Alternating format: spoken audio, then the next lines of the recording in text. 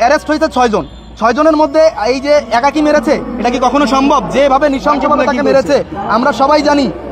মৃত্তিকা, পানি এবং পরিবেশ বিষয়ে 2021-22 সেশনের মোহাম্মদ সুমন, ওয়াজিবুল, ফিরোজ এবং জালাল, যারা মুখ্য 4 জন, তাকে টর্চার করেছে এবং তার পায়ে আগুন ধরিয়ে দিয়েছে এবং সমস্ত শরীরে টর্চারের দাগ আপনারা দেখতে পেয়েছেন।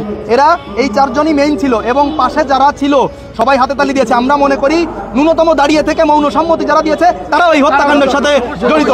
কারণ আপনি অন্যায় যে করে, অন্যায় যে সহে, সমান অপরাধী 2 জনই। সেক্ষেত্রে আমি বলতে চাই যে 4 জন, এখানে 4 জনের নাম আমরা দেখেছি এবং ভিডিও ফুটেজ। আমি এখানে স্পষ্টভাবে আরেকটা কথা বলতে চাই, বিশ্ববিদ্যালয় ক্যাম্পাসের যারা প্রশাসনের আছে তারা এখানে একটা এজাহার দায়ের করেছে অজ্ঞাতনামা, তারপরে কে বা কারা, এই সমস্ত মানে ফ্যাসিস্ট মার্কা কথাবার্তা আমরা আর বাঙালি জাতি শুনতে চাই না।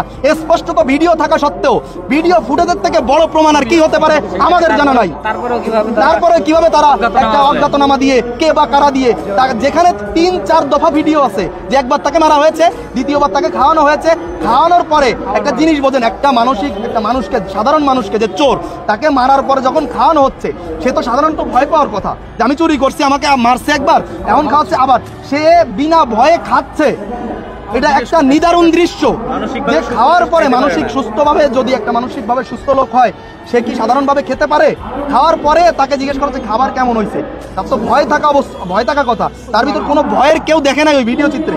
তার মানে স্পষ্টতই বোঝা যাচ্ছে, বা আপনারা বৈষম্য বিরোধী ছাত্র আন্দোলনের যে ফুটেজটা আমাদের তোফাজ্জলের আছে সেখানে দেখতে পারবেন, সে যদিও কিছু সামঞ্জস্য কথা বলছে কিন্তু অধিকাংশ জায়গায় অসামঞ্জস্য কথা বলছে এবং আল্লাহর কাছে বিচার দিছে। এবং তার প্রিভিয়াস যেসব ভিডিও আছে, তার এলাকায় বরগুনাতে মোনাজাত করতেছে, আপনারা এইগুলোই দেখলে বুঝতে পারবেন। এই নির্মম নৃশংস হত্যাকাণ্ডের যে পর্দা ফেলার একটা প্রক্রিয়া শুরু হয়েছে, সেই পর্দা কোনো রকমেই আমরা এসএসসি 2009 এবং এইচএসসি 2011 ব্যাচের সারা বাংলাদেশের যত সদস্য আছি এইটা আমরা কখনোই হতে দিব না। এবং কোনো রকম এইরকম যদি কোনো রকম মিথ্যা অপচেষ্টা এবং পর্দা ফেলানোর কোনো, এই বিচার ব্যবস্থার উপর পর্দা ফেলানোর কোনো রকম চেষ্টা করা হয়, আমরা কঠোর হস্তে প্রতিরোধ